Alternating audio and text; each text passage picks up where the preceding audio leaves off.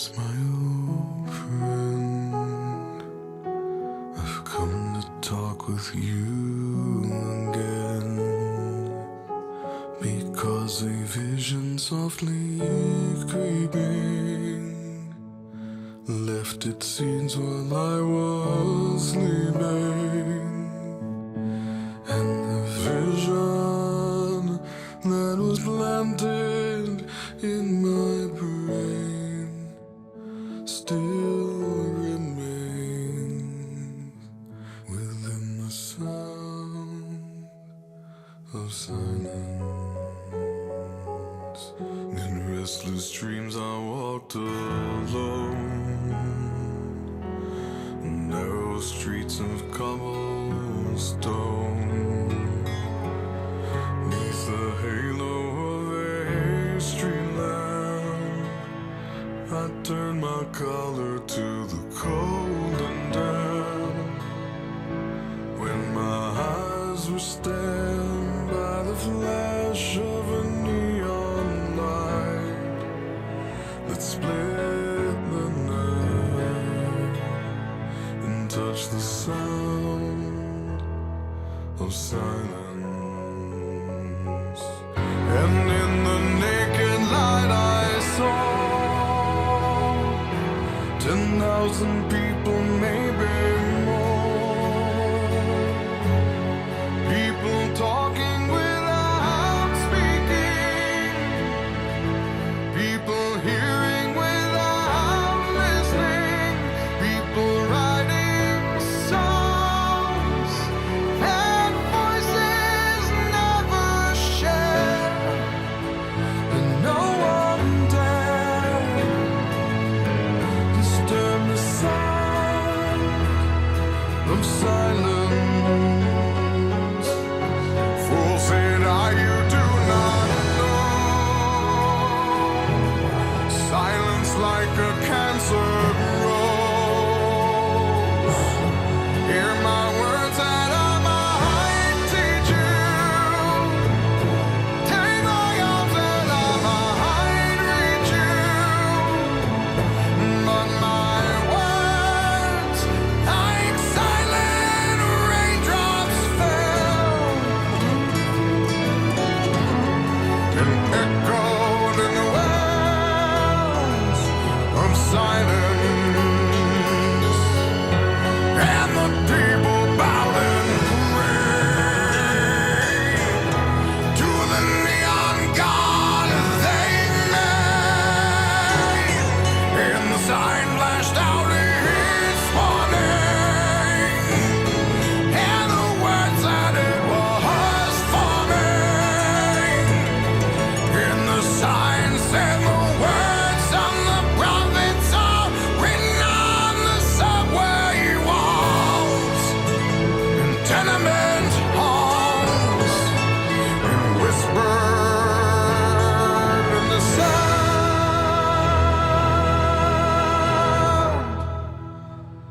of silence.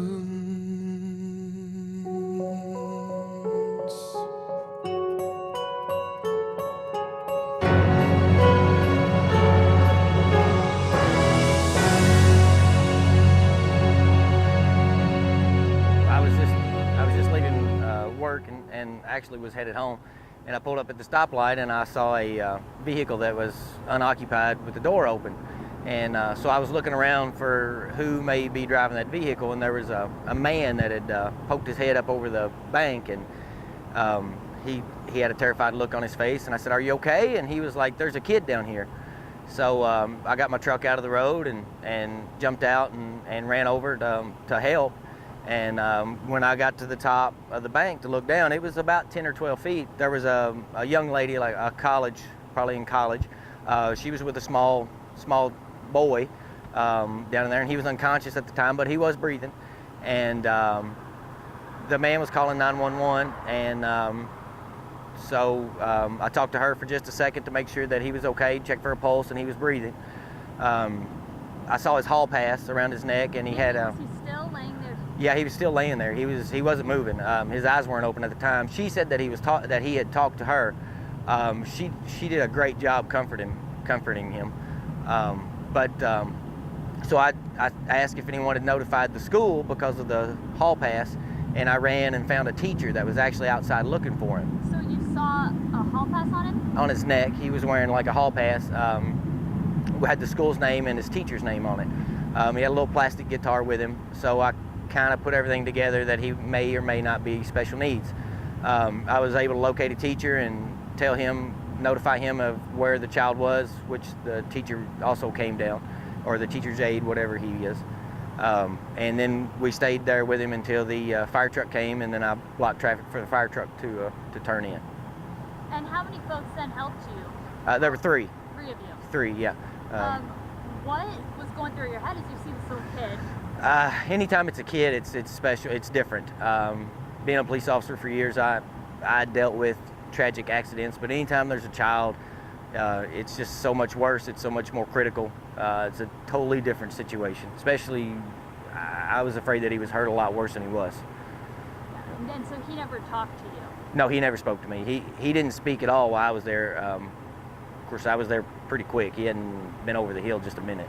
And you said you were able to notify the school. Did you walk over? I ran to the school about the time the teacher's aide came out looking for him. And did they say that like, oh, we're... No, the teacher aide said that he was looking for him, that he had to use the bathroom. And I mean, he was pretty shook up. It was because at first I thought he'd been hit by a car and knocked over the bank. I didn't realize that he had walked and fell over the bank. And I'm not sure if that's what happened or not happened, but I'm pretty sure that's what happened. Former police officer, good physical shape.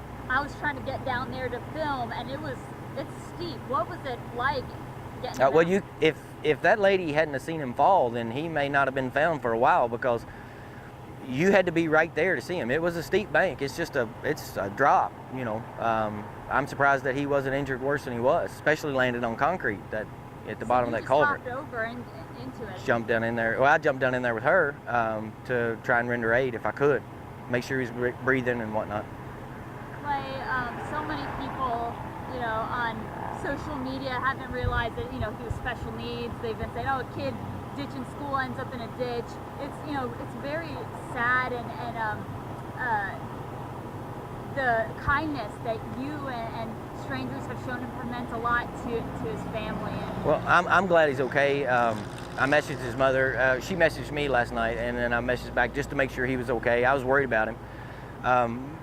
But that's society. Everyone jumps to conclusions and want to place blame and point the finger, and sometimes they don't know the whole situation. I didn't know the whole situation. The only reason that I thought he may be special needs was due to him having like a little plastic toy guitar with him that he had dropped and broke when he fell.